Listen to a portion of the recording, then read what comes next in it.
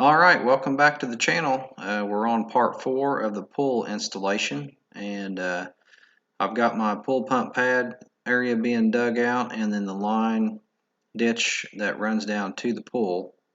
I had all this put in prior to the pool being installed, and so that's why you don't see the pool down at the side there. So getting the 1.5-inch pipe ran.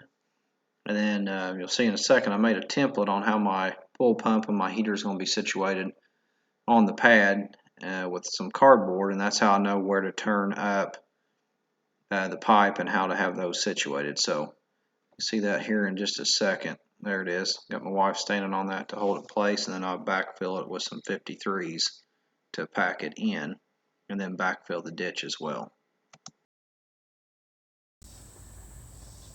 Alright, so I'm getting ready to pour the concrete pad for my pool pump to set on and the heater. Did all the prep work. Got it laid out. I've got my form set. Got about 1 inch of fall between the house and the edge out at 4 feet, so should be plenty to shed the water. Underneath that's 53s, and add some of this leftover river gravel just to bring the grade up a bit so it's not so thick. And I'm going to use Quickcrete and a mixer, put it together and get it laid in there.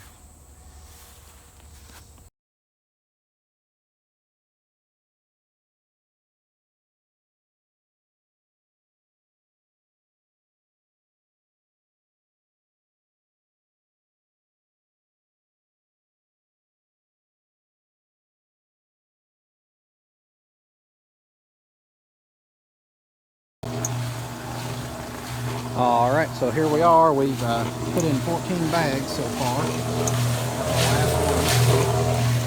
And we'll get that dumped in, and then I'm going to take my screw board and screw it across through there to get it all nice and level. And then I'll run my trowel around the edges and get that smoothed up. And we're ready to clean up.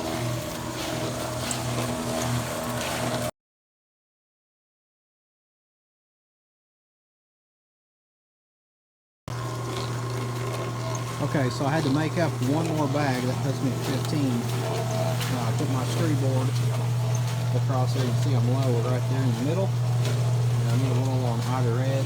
This front edge is right on the middle. And a little bit over there by the pipes that come through. So mixing up one more batch. It looks like it's just about ready. And we'll put it in there and we'll push it towards the back. And we'll run that screw board this way, and may have a little extra, but it's better to do it right than to not mix one more batch and have some left over. So almost there.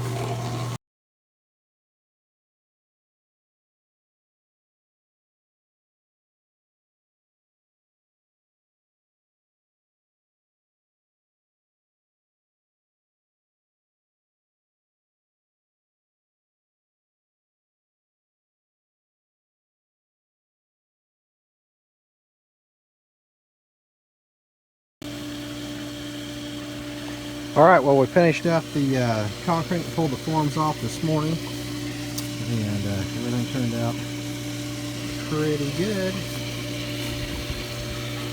So there's the final result. I'll get the pool pump and my heater mounted on there and go ahead and get it plumbed up.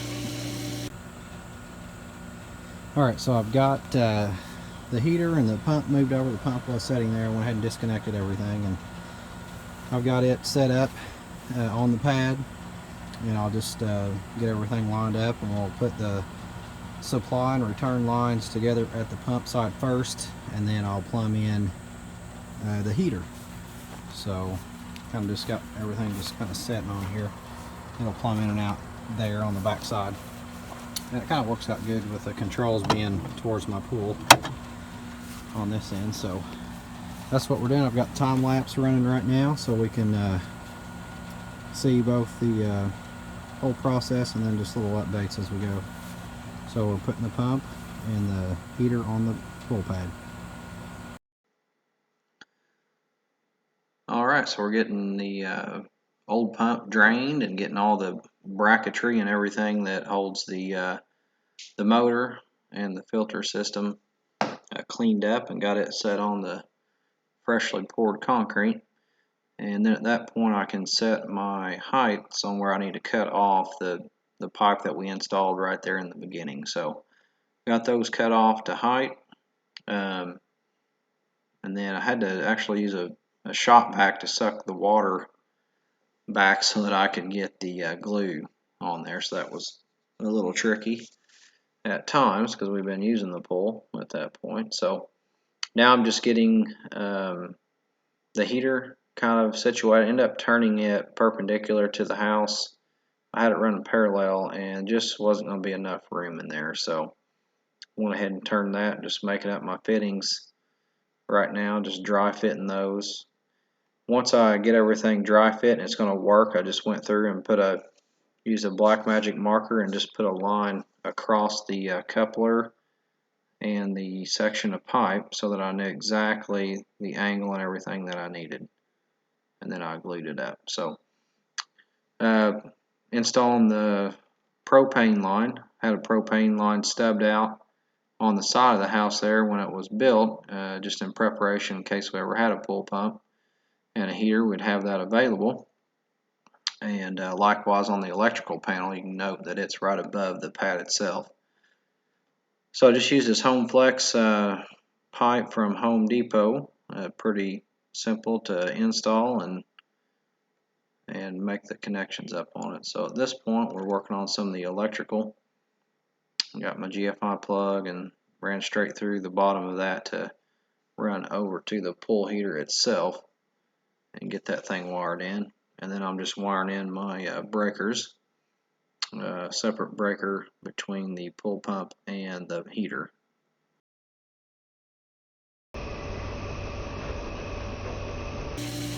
Thanks for watching. Hit like and subscribe and have a good day.